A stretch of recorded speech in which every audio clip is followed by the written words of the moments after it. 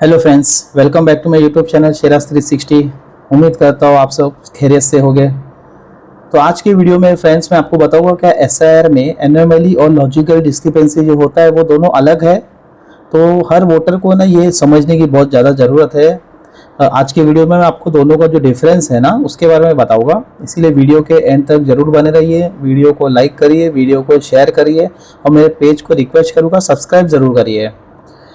तो फ्रेंड्स, अगर आप एसआईआर में अपना नाम वेरिफिकेशन करा रहे हो तो आपको वहाँ पे आया होगा वी एनोमली या वी लॉजिकल डिस्क्रिपेंसी। ठीक है, तो इसमें वीडियो में आगे मैं आपको बहुत इंपॉर्टेंट एकदम डिटेल में सिंपल लैंग्वेज में आपको बता दूंगा कि एनोमली और क्या लॉजिकल डिस्क्रिपेंसी दोनों एक ही चीज़ है, क्या दोनों में नोटिस आता है, क्या वोटर लिस्ट में से नाम डिलीट हो जाएगा अगर एनोमली या लॉजिकल डिस्क्रिपेंसी में आपका नाम आया है, और इसका क्या सोल्यूशन है।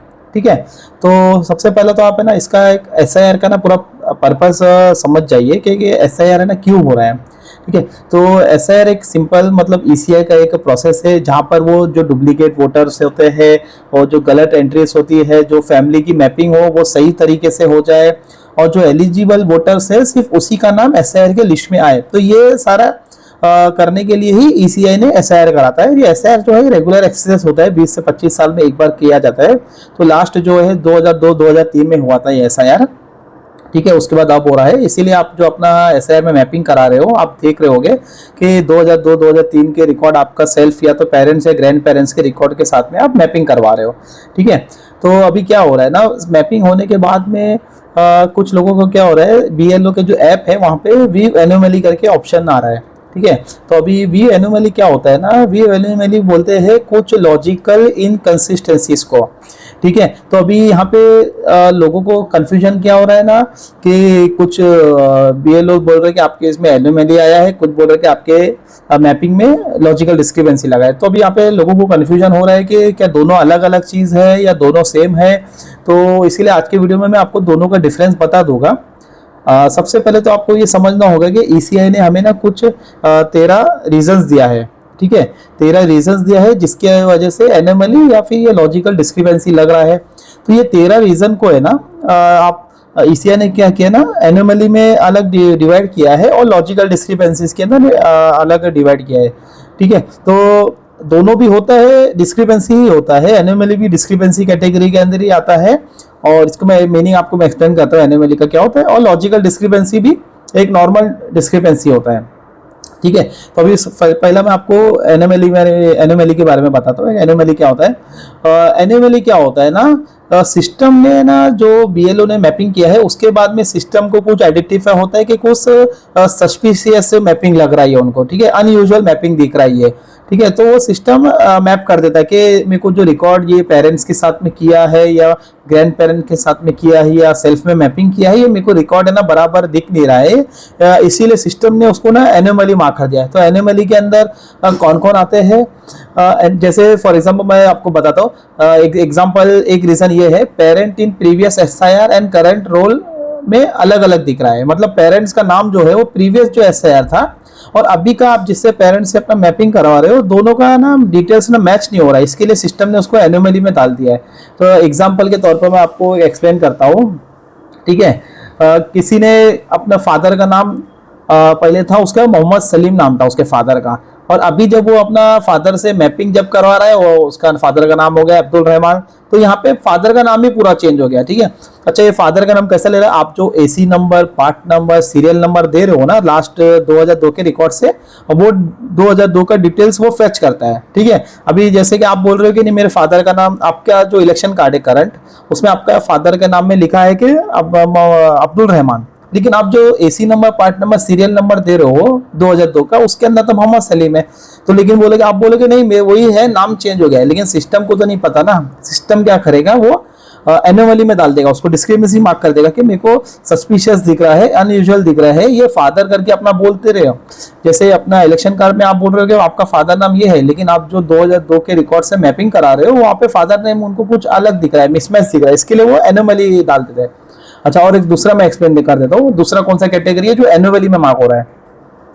एक ही पेरेंट्स के साथ में 6 से ज्यादा लोग, बच्चे लोग अगर मैपिंग कर रहे हैं ना तो वहां पे वो एनोमली में डाल देगा। ठीक है, तो सिस्टम क्या कर रहा है ना, यहाँ पे सिस्टम को लग रहा है कि नहीं यहाँ पे कुछ तो फ्रॉड हो रहा है, कि एक ही आदमी के अंदर 6 से ज़्यादा लोग कैसे मैप हो सकते हैं, क्या सही में ऐसा है। तो इसीलिए एक सिस्टम क्या करेगा कि एनोमली मार्क कर रहा है। यहाँ पे ऐसा लोगों को टेंशन लेने की जरूरत नहीं है कि भाई मेरा तो डैडी है, हमारे उनके 7 बच्चे हैं, तो एनोमली क्यों लग रहा है। ये आपको पता है, सिस्टम को लग रहा है कि नहीं कुछ अनजान लोग भी ये आईडी से पेरेंट्स के साथ में मैपिंग करवा रहे, तो खाली वेरिफिकेशन वापस कंफर्म करने के लिए इसको एनोमली कैटेगरी में डाल रहे हैं। ऐसा कोई टेंशन लेने की बात नहीं है कि एनोमली में आपका क्यों आ गया 6 लोग से ज्यादा है। तो कुछ लोग क्या है ना, अपना नाम जानबूझ के, पेरेंट्स का रिकॉर्ड नहीं मिल रहा है तो किसी की भी रिकॉर्ड के साथ में मैपिंग करवा के अपना क्लियर कराने का ट्राई कर रहे हैं। तो इसीलिए सिस्टम में ये लॉजिक बिल्ड कर दिया गया है कि अगर 6 से ज्यादा लोग अगर सिंगल किसी पेरेंट्स के साथ में, ग्रैंड पेरेंट्स के साथ में अगर मैपिंग करवा रहे हैं तो उसको एनोमली में डाल दो।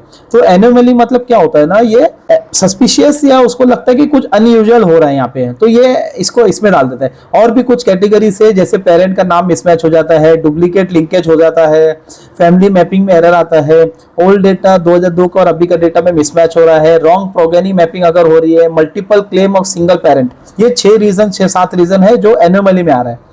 तो गाइस अभी मैं आपको ना लॉजिकल डिस्क्रिपेंसी के बारे में बताता हूँ कि लॉजिकल डिस्क्रिपेंसी क्या होता है। तो लॉजिकल डिस्क्रिपेंसी कुछ नहीं है, कुछ मिसमैच होता है रिकॉर्ड में, जैसे नाम में कुछ मिसमैच हो गया है, एज के अंदर कुछ मिसमैच हो रहा है, जेंडर में मिसमैच हो रहा है, स्पेलिंग मिस्टेक हो रही है, तो ये लॉजिकल डिस्क्रिपेंसी हो गया। जो प्रोगेनी मैपिंग कराई थी, सेल्फ मैपिंग कराई थी, 6 से ज्यादा लोग मैपिंग कराए हैं, पेरेंट्स का नाम में कुछ चेंज हो गया है, बिल्कुल ये सारा एनोमली में जाता है। और लॉजिकल डिस्क्रिपेंसीज के अंदर मैं आपको एग्जांपल के तौर पर समझाता हूँ। जैसे फॉर एग्जांपल आपकी सेल्फ में मैपिंग किया आपने, एक 2002 में आपकी एज 20 साल थी, अभी की उम्र आपकी 24 साल बढ़ना चाहिए, 44 होना चाहिए, लेकिन अभी की आपने जो इलेक्शन कार्ड बनाया उसके ना आप खाली 40 साल दिखा रहे हो, तो यहाँ पे 4 साल का डिफरेंस है, तो ये लॉजिकल डिस्क्रिपेंसी में डाल देगा।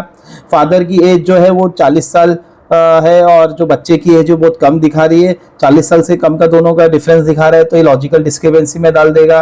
ठीक है, स्पेलिंग में मिस्टेक है, फादर की नाम में 2002 में कुछ अलग स्पेलिंग थी, अभी जो स्पेलिंग मिस्टेक है उसमें कुछ अलग आ रही है, तो ये लॉजिकल डिस्क्रिपेंसी में आ गया। जेंडर का मिसमैच हो गया, ठीक है, तो यहाँ पे 6-7 रीजन, ये एज का मिसमैच है, डेट ऑफ बर्थ का मिसमैच हो रहा है, जेंडर का मिसमैच, नेम स्पेलिंग हो रहा है, रिलेशन मिसमैच हो रहा है, डेटा एंट्री का कुछ एरर है और डॉक्यूमेंट इनकंसिस्टेंसी, ये 6-7 रीजन है जो लॉजिकल डिस्क्रिपेंसी के अंदर आता है। तो एकदम सिंपल है। एनोमली के अंदर क्या आता है, कुछ सस्पिशियस लग रहा है, अनयूजुअल दिख रहा है, डुप्लीकेट मैपिंग दिख रहा है सिस्टम को, ठीक है, कि पेरेंट और प्रोगेनी में जो मैपिंग है वो सस्पिशियस लग रहा है, और फैमिली का जो रिलेशन है वो सही नहीं दिख रहा है, सिस्टम ही आइडेंटिफाई कर रहा है। ठीक है, आपको लग रहा है कि नहीं सब सही है, लेकिन सिस्टम ऐसा कुछ आइडेंटिफाई कर रहा है। और लॉजिकल डिस्क्रिपेंसी क्या होता है, डेटा का कुछ मिसमैच हो गया, एज का नाम में स्पेलिंग मिस्टेक और ये, ठीक है। तो इसमें ज़्यादा लोगों को मैं यही कहना चाहूँगा कि ज़्यादा टेंशन लेने की बात नहीं है। क्या दोनों में नोटिस आएगा, तो यहाँ पे अगर आपने अपना डिस्क्रिपेंसी रिजॉल्व नहीं करवाया बीएलओ के थ्रू, तो हाँ दोनों चीज़ के अंदर आपको नोटिस आने का चांसेस रहेगा। जहाँ पर आपको जो इलेक्शन लिस्ट ने 11 लिस्ट ऑफ इलेक्शन दिया डॉक्यूमेंट्स का, उसमें से कोई एक डॉक्यूमेंट आपको लेके जाके प्रूफ के तौर पर आपको ईआरओ के पास जब नोटिस आएगा उसके बाद आपको सबमिट करना होगा। ठीक है, क्या नाम इलेक्शन लिस्ट से आपका डिलीट हो जाएगा, ऐसा फाइनल लिस्ट में आएगा? तो ऐसा नहीं है। अगर आपको नोटिस आता है तो ईआरओ के थ्रू आप जाके डॉक्यूमेंट दिखा के अपना नोटिस सबमिट करके नाम को अपना वेरीफाई करा के आपका नाम एसआईआर की फाइनल लिस्ट में ऐड हो जाएगा। ठीक है, तो इसमें कुछ ज़्यादा टेंशन लेने की बात नहीं है लोगों को कि मैं एनोमली में आ गया, लॉजिकल डिस्क्रिपेंसी में आ गया। दोनों एक ही चीज़ है, खाली उसको जो 13 रीजंस को है उसको कैटेगराइज किया गया है। कुछ रीजंस को एनोमली बोलते हैं, कुछ रीजंस को लॉजिकल डिस्क्रिपेंसी बोलते हैं। दोनों का मीनिंग डिस्क्रिपेंसी ही है। बीएलओ के ऐप में आपको दिखा देगा कि आपको एनोमली या लॉजिकल डिस्क्रिपेंसी लगा है। आगे जाके बीएलओ का ऑप्शन आएगा जहाँ पर कुछ पंचनामा की बेसिस पे या कुछ डॉक्यूमेंट्स के वेरिफिकेशन की बेसिस पे लॉजिकल डिस्क्रिपेंसी एनोमली को वो हटा सकता है। अभी वो फिलहाल वो ऑप्शन एक्टिवेट नहीं हुआ है, जैसा एक्टिवेट होगा मैं आप लोग को वीडियो बना के बता दूंगा कि ऑप्शन एक्टिवेट हो गया। इसलिए मेरे पेज को आप फॉलो और सब्सक्राइब जरूर करके रखिए ताकि आपको डेली रेगुलर अपडेट मिलता जाए एसआईआर के बारे में। मेरे इंस्टाग्राम पेज को आप फॉलो करके आपका जो भी क्वेरी होता है मुझे आप डीएम कर सकते हो। मैं इंस्टाग्राम पे मुझे जो भी डीएम क्वेरीज आता है मैं सभी का रिप्लाई करता हूँ। हो सकता है मैं यूट्यूब पर आपके कमेंट का मैं रिप्लाई नहीं दे पा रहा हूँ, लेकिन मैं इंस्टाग्राम पे और फेसबुक के ऊपर एक्टिव रहता हूँ, सभी के डीएम्स का मैं रिप्लाई करता हूँ। आप मेरे पेज को फॉलो करिए, मेरे यूट्यूब पेज को आप फॉलो करके सब्सक्राइब करिए, आपको रेगुलर अपडेट मिलता जाएगा। तो आज हमने वीडियो में समझा कि लॉजिकल डिस्क्रिपेंसी और एनोमली क्या होता है, दोनों भी सेम है, दोनों 11 रीजंस है। मैंने यहाँ पे आपको स्क्रीन पे पूरा अटैचमेंट दे देता हूँ कि मतलब क्या एनोमली आप देखोगे तो ईसीआई ने लॉजिकल डिस्क्रिपेंसी और एनोमली को एक ही कैटेगराइज में डाला है, ऐसा अलग अलग नहीं किया है कि लॉजिकल डिस्क्रिपेंसी एनोमली अलग अलग है। टाइप ऑफ एनोमली के अंदर आप देखोगे तो टोटल 13 रीजन आपको दिखेंगे, ठीक है। तो इस लोगों को ज्यादा कंफ्यूजन लेने की जरूरत नहीं, अलग अलग है। बीएलओ के एंड पे अगर वो रिजॉल्व हो सकता है तो आप करिए, नहीं हुआ तो आप नोटिस आएगा तो डॉक्यूमेंट सबमिट करके आप अपना डिस्क्रिपेंसी और एनोमली को क्लियर कर सकते हैं। वीडियो को ज़्यादा से ज़्यादा शेयर करिए, लाइक करिए और मेरे पेज को फॉलो जरूर करिए, सब्सक्राइब जरूर करिए। Thank you.